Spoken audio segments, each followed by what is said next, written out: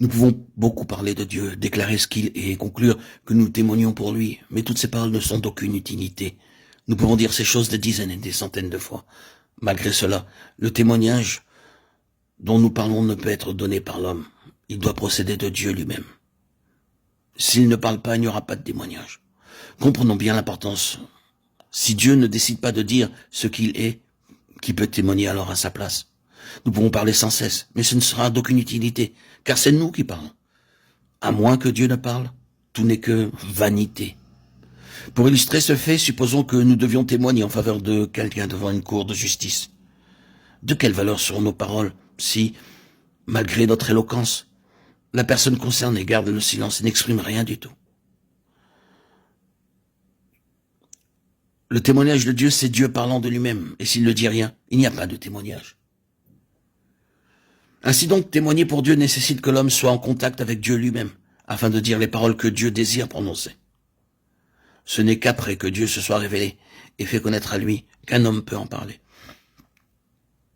Ce n'est que lorsqu'il a été en contact avec cette réalité obtenue qu'il peut ouvrir sa bouche et témoigner pour Dieu.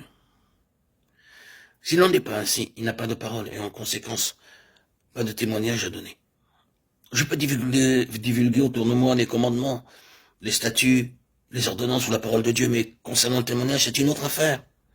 Ce qui procède de l'homme, ce sont des commandements, des statuts et des ordonnances et des préceptes. Mais le témoignage demeure en Dieu.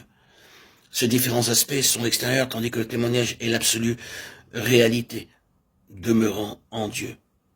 Il est donc nécessaire que Christ vienne de Dieu, apporter le témoignage de Dieu.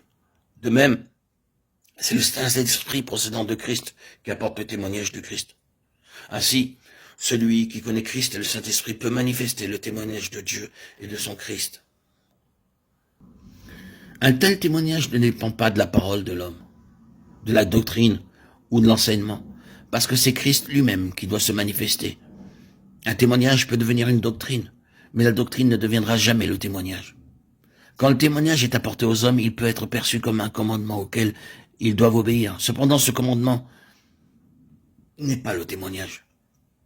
Ce témoignage est quelque chose de totalement différent de ce qui est communément appelé témoignage. Nous disons souvent que nous ne pouvons témoigner d'une chose dont nous n'en avons pas l'expérience. Cependant, nous comprenons bien que même l'expérience est trop limitée pour pouvoir être comparée à ce témoignage. Car ce témoignage est plus qu'une question d'expérience, il concerne le Seigneur lui-même. Du côté de l'homme, le témoignage est en effet l'expérience. Toutefois, ce terme expérience est loin d'être approprié lorsque nous parlons du témoignage.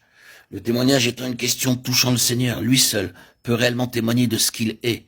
Nul n'est plus grand que Dieu, il est le seul donc à pouvoir apporter le témoignage de lui-même.